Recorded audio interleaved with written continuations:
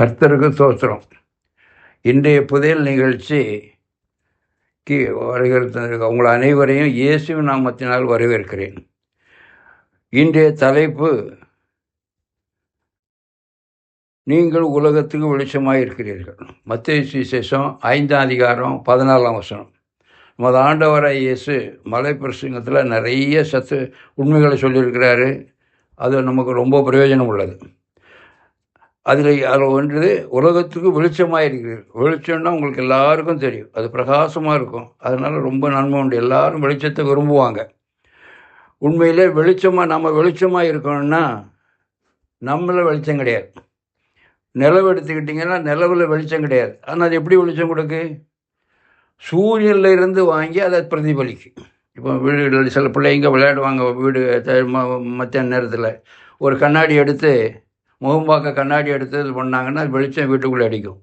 அதுபோல் நிலவுக்கு வெளிச்சம் கிடையாது, அது சூரியனில் இருந்து வாங்கி அது நமக்கு வெளிச்சம் தருது. அதுபோல் நாமளும் வெளிச்சமாக இருக்கணும்னு சொன்னால் நமது ஆண்டவராக இயேசுவை நோக்கி பார்க்கணும். அவருடைய முகம் நம்ம பிரகாசிச்சுன்னா நம்ம வெளிச்சமாகும். நீங்கள் மோசே எடுத்துக்கிட்டிங்கன்னா, மோசே மலையில் தேவனோடு பேசினான். அவன் மலையிலேருந்து இறங்கி வரும்போது அவன் முகம் பிரகாசிச்சது. அவன் முகத்தை பார்க்கவே முடியலை, அந்த அளவுக்கு பிரகாசம். அதனால் அவன் என்ன செய்தான்னா, மக்களோட பேசணும்னா தலையில் முக்காடு போட்டு விட்டுட்டானான். அப்போ எவ்வளோ பாருங்கள். அந்த காரணம் என்னென்னா, அவன் கடவுளோடு பேசணுன்னால. அதே போல் நாமளும் நம்ம பிரகாசிக்கணும்னா நமது ஆண்டவராக இயேசு நம்ம உள்ளத்தில் வரணும். நமது ஆண்டவராக இயேசு சொல்றாரு, மகனே உன் நெஞ்சனுக்கு தாராயோ அப்படின்னு கேட்காரு. அப்படின்னு என்ன அர்த்தம்? அவர் நம்ம உள்ளத்தில் வர்றதுக்கு விரும்புகிறார். அவரை நம்ம உள்ளத்தில் ஏற்றுக்கிட்டோம்னா நம்ம உண்மையாகவே பிரகாசிப்போம். நீங்கள் அநேக பக்தர்களை பார்த்துக்கணும். நீங்கள் தாவீதை பார்த்தீங்கன்னா நாங்கள் பார்த்துருக்கோம். அவருடைய புகைப்படம் உண்டு. அவள் இறந்ததுக்கு அப்புறம் எடுத்தது. ஆனால் அந்த புகைப்படத்தை பார்த்தவங்க சொல்லுவாங்க, அது இறந்ததுக்கு அப்புறமா இப்படி இருக்காங்கன்னு. அந்த முகம் இறந்ததுக்கு அப்புறம் அவ்வளோ பிரகாசிச்சு. அதே போல் அநேகருடைய ஊழியக்காரங்களை பார்த்தா அந்த முகம் பிரகாசிக்கும். ஒரு நாள் ஒரு ஊழியக்காரரே ஒரு மீட்டிங் நடத்தணுன்னே ஒரு வாரமாக உபவாசம் இருந்து ஜெபம் பண்ணார். ஆக அவர் ஊழியத்தை ஆரம்பிச்சிட்டார். அவருக்கு மேலே இருந்து பெரியவர் பாஸ்டர் பார்த்துட்டு, முகம் இவ்வளோ பிரகாசமாக இருக்க என்னப்பா அப்படின்னார். நான் ஒரு வாரமாக உபவாசம் இருந்து ஜெபம் பண்ணுதேன் அப்படின்னு சொன்னார். அப்போ ஆண்டவரை தேடுறதுனால அவருடைய முகம் பிரகாசிக்கும்.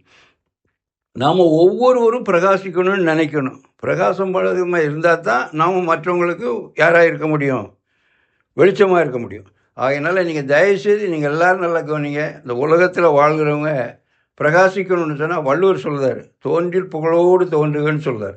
அப்போ நம்ம புகழான காரியங்களை, நல்ல காரியங்களை செய்யணும். இயேசுவானவரே சொல்கிறார், மனுஷர் உங்கள் நற்கிரிகளை கண்டு பரலோகத்தில் இருக்கிற உங்கள் பிதாவை மையப்படுத்திபடி உங்கள் வெளிச்சம் அவங்களுக்கு முன்பாக பிரகாசிக்கும். இப்போ நம்ம வெளிச்சமாக இருக்கணும்னா நம்ம நற்கிரியை செய்யணும்.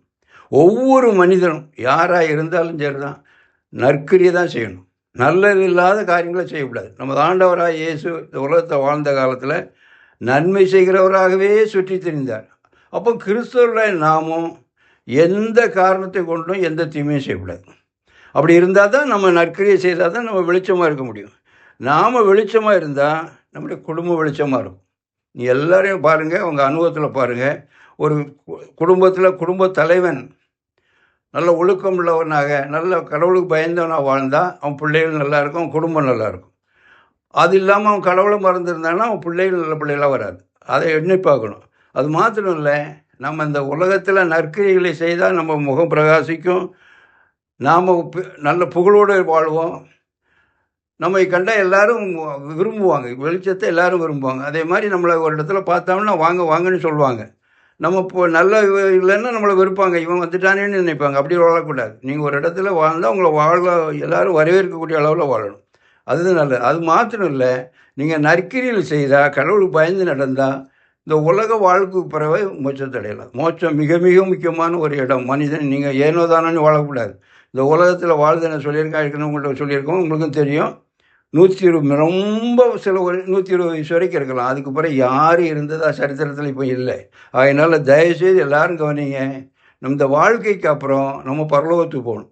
அந்த எண்ணத்தோடு வரணும்னா நம்ம இந்த உலகத்தில் இருக்கும்போது நற்கிரிகளை செய்யணும், நம்ம வெளிச்சமாக பிரகாசிக்கணும். இதுதான் நம்முடைய கடவுளுடைய விருப்பம். நீங்களும் அப்படி செய்யும்போது கடவுளுடைய மோட்சத்துக்கு நீங்கள் போவீங்க. அதை மறந்துடாதீங்க. ஜெபம். எங்கள் அன்புள்ள ஆண்டவரே, நீர் அன்று மலைப்பிரசங்கத்தில் சொன்னீர், நீங்கள் வெளிச்சமாக இருக்கிறீர்கள்னு சொன்னான். நாங்கள் வெளிச்சமாக இருக்கணும்னா நீரே சொல்லியிருக்க நற்கிரிகள் செய்யணும்னு சொல்லி, நாங்கள் ஒவ்வொரு நாளும் நற்கிரிகளை செய்ய நீர் எங்களுக்கு கிருபை செய்யும். எப்பொழுதும் நாங்கள் உமக்கு பயந்து உம்முடைய வழியில் நடக்க கிருபை செய்யும். நீர் எங்கள் மேல் பிரகாசிக்கும் போது எங்களுடைய முகம் பிரகாசிக்கும். கர்த்தாவே, உம்முடைய முகத்தை எங்கள் மேலே பிரகாசிக்க போடணும். நாங்கள் உமக்கு பிரியமாக வாழ கிருபை செய்யும். இந்த உலகத்தில் இருக்கிற வரைக்கும் நாங்கள் நற்கிரியை செய்து உமக்கு பிரியமாய் வாழ்ந்து வெளிச்சமாய் இருக்க நீர் கிருபை செய்ய வேண்டும் என்று இயேசுவின் மூலம் ஜெபம் கேளும் நல்ல பிதாவே. ஆமென்.